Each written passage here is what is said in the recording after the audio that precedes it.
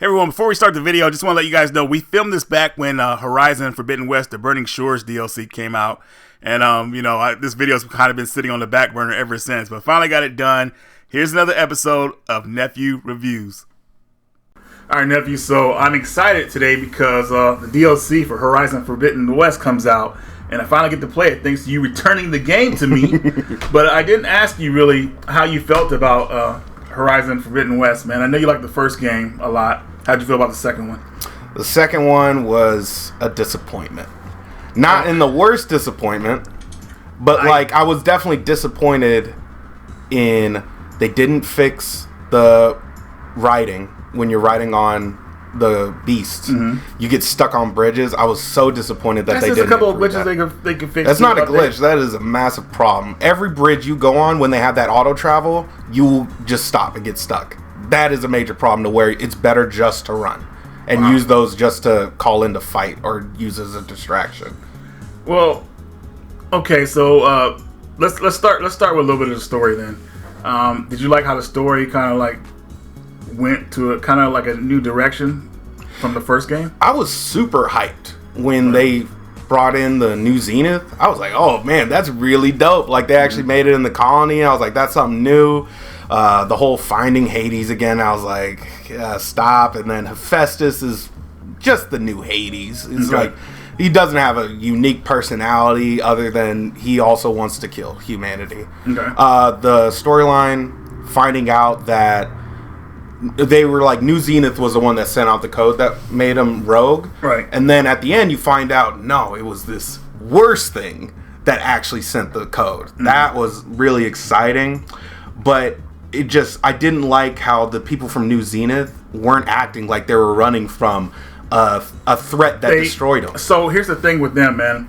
They lived for so many years, man. Maybe the human emotions is kind of like just I don't know, died out of them. I think fear, even in the most basic life forms, fear is just a mechanism in biology that cannot be taken away.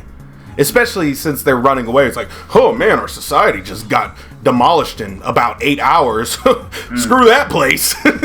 Like, okay, like, you're gonna die. And they have anger. Yeah. So let's talk about the graphics a little bit. So how did you feel about this game over the first one? You think the graphics improved? Obviously, came out the game's for PS4 and the PS5, but you played off the PS5, I'm assuming. So how'd you feel about the graphics and the frame rate and all that stuff? Graphics great, frame rate was great. Really loved the ocean and the waves, all of that. When you're falling down, hovering. I like that when you talk between people, like it shows they move. They're not like in the first game how they would just kind of like stand still and just like talk and just like. Remember in the first one, they were like just kind of stagnant in the way they talk to each other. Now in this one, there's movement, there's motion. You really feel like two people are standing in front of each other talking. And I think they improved on that a lot. Well, improved on that 100%. So that was one thing I noticed. I felt the game was beautiful. I wish, and I know this is saying a lot, but I wish you could go back to the old part of the first game as well. Because how you come down that bridge, you go to Forbidden West, whatever like that. I wish you could go back to the first part of the first game and explore a little bit still. But of course, they cut that off, so that's just a way for you to kind of like... it would be nice to, maybe before you went out to the Forbidden West, you might meet where you buried... Because you found Elizabeth Sobek's body. That's what I was thinking. You obviously buried her, but visiting her grave for the last time before you head out would have been a really cool... That would have been epic. Yeah, I think so too. Music, sound, these games pretty much are the same. I think they're well done for the type of adventure game they are. Did you think the controls are improved over the first game? Or pretty much the same? It was, again, this is why I'm saying it's a disappointment. The controls are pretty fun. You're shooting. The hitting is not really fun. Fighting against other humans isn't really fun. You might as well just shoot them in the head with a longbow or sneak attack them. The combos are clunky and they don't really flow well together. The challenges, like the camps, are okay, but I'm talking about like what is it? The challenges that they have you do, hunting grounds and stuff like that, where you have to fight a Tyrannosaurus Rex pretty much in just an enclosed space. And if you're doing it on any other difficulty, it's just too much of a hassle. Just every single challenge, switch it down to story mode, get it over with. It's just not fun. Like, you have to use a tremor tusk weapon to defeat a whole bunch of monsters, but that tremor tusk is shooting stuff at you consistently. And it has a dead beat on it. It does not stop. It's targeting you like 100% easily, right? Yeah, and you could do like, you could try to stun it or do it, but like, man, that is just... No, I'm okay. Okay, so let's talk about some characters here. How'd you like Aloy in this game? Just pretty bland. She's kind of a mean person. Like, after defeating Hades, she's like, I have to go on a mission. And leaves all of her friends that you build up all these connections with, and not even really that strong connections, to be honest. But she leaves them and then comes back like, there's some issue. It's like, if I'm a friend and, like, we just finished saving the world together and you just often just bum off somewhere and then you come back and, like, trying to keep hidden or not want to keep talking to me, I'll get pissed too. I was like, she's kind of a mean person for that. And I think that King actually wanted to marry her. Yeah, that was just weird. And then it was just tossed in, because he was the dude that helped you out with the camps, and you didn't know who he was, and then you find out that he was actually the prince of the place. Yeah, I was just like, yeah, who cares? It was one part of it literally in the beginning. It never gets reached upon again. So again, just a useless storyline. A lot of the storylines, side quests, pretty crap. 2 ones that stuck out. There's a guy named Amadis that you have an old hunter's friend that wants to find him. He's trying to find his ex-wife's his ex-wife's remains or what happened to her. Boop, bap, boop. She's alive. She doesn't want anything to do with him. He's like, the last kindness I could do with you is escort you out the village. Fuck you for that. And then she also leaves him saying, I don't want to be anyone's second choice. And I was just like, so you said you loved him and you want to stick with him, and because I guess he was like, oh, come back with me, and she denied him that now he has no one.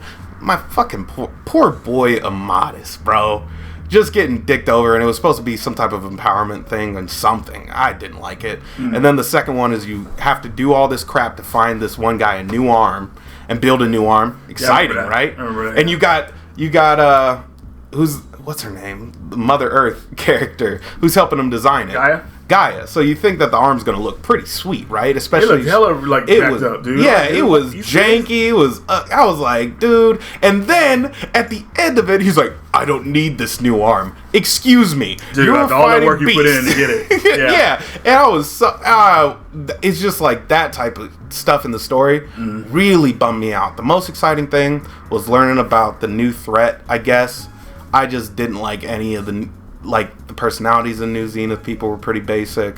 All the side quests were basic. I couldn't wait to tell someone that their nephew's I gotta be honest with you, I don't really remember any side quests in this game that much. I mean, I played it religiously when it came out, and I was trying to do everything. But the side quests, I was just doing them because I wanted Aloy to be leveled up properly, and that's what I did. I always play my character overpowered. That's why I do the side quests first. I feel like a lot of side quests should be done later, after you beat the game, maybe, so you have something else to do.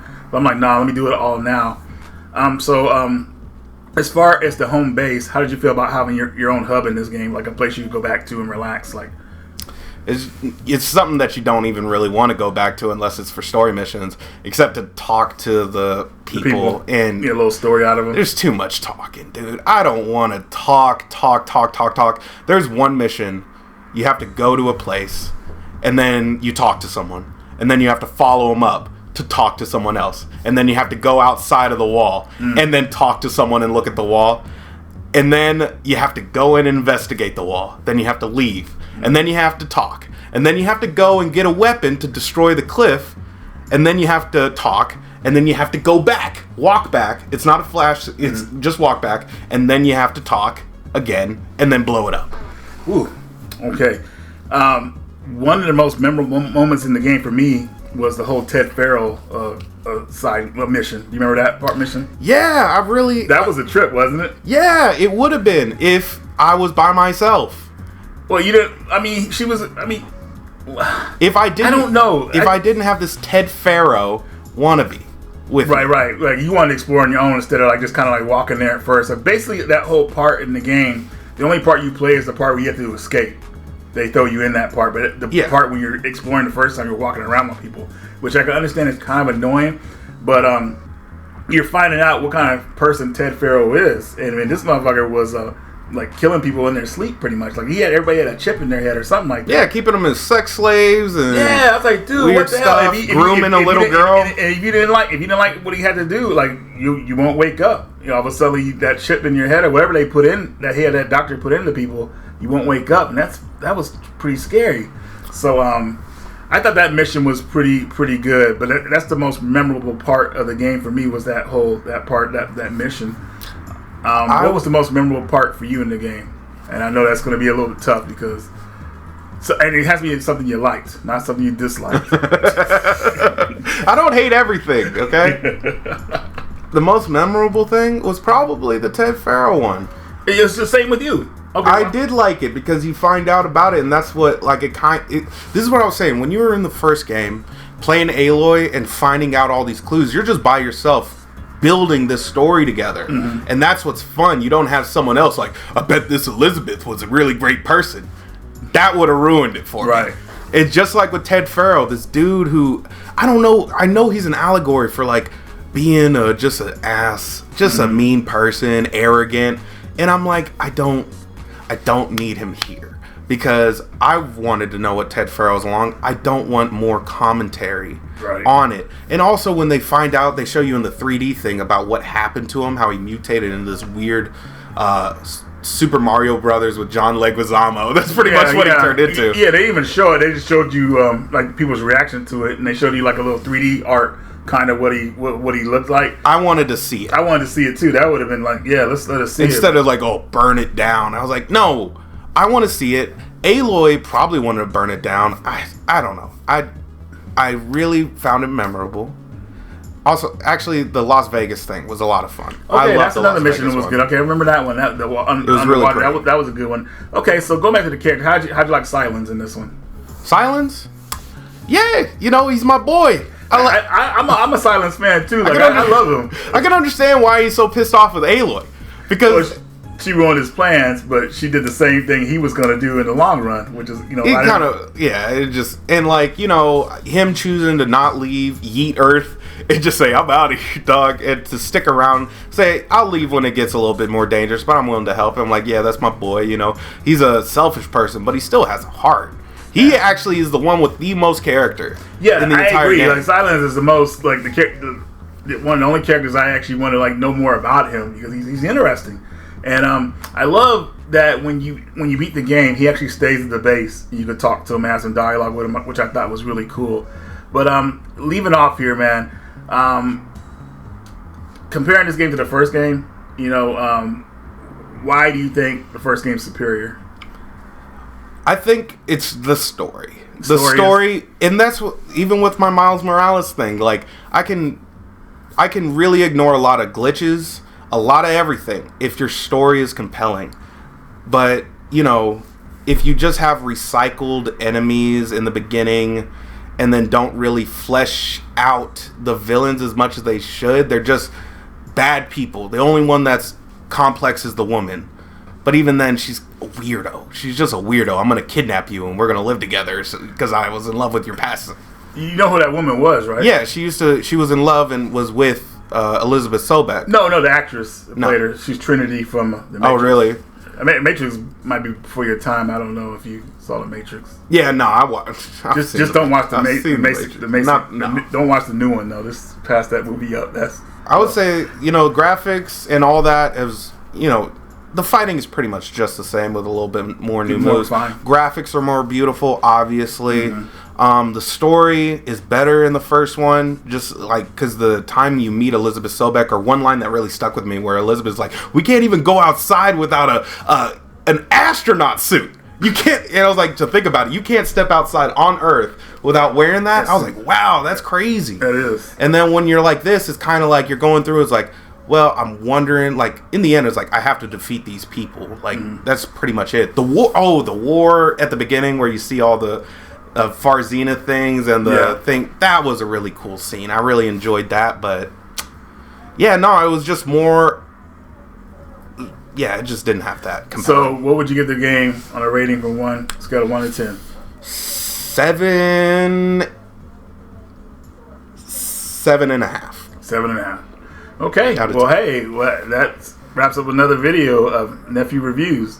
Um, will you be playing the DLC for the game? Yeah, I think so. I think that the PlayStation Collection has Horizon Forbidden West able to download. Yeah, because you can't borrow mine again. It's too long. But Yeah. Don't ask for a ride then. oh, dude, I'm editing that out. Man. But anyways, guys, thanks for watching.